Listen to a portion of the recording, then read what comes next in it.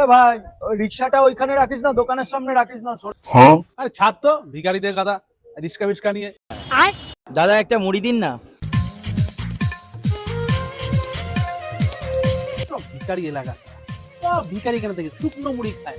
আমার এখানে থাকতে ইচ্ছা করে না। আমার মনে হয় আমেরিকা, থাইল্যান্ড, রাশিয়া এইসব জায়গায় যাবো। ওখানে গিয়ে নতুন নতুন খাবার, মটন, চিকেন, এলাই ব্যাপার একটা। সব জীবন আলাদা, বুঝিস?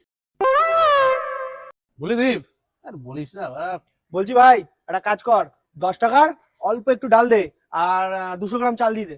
এ সরে দাঁড়া, দেখিস না এখানে ঠেকছে। শালা ভিখারি 10 টাকা চাল আজ নিচে নেবে।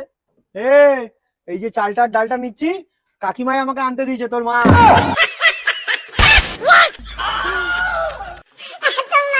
এ, তুই ওকে কি বলছিস? তুই তো সব থেকে বড় ভিখারি। ওট ওট ওট ওট। যা, ভিখারি শালা বড় বড় বাতলা মারে।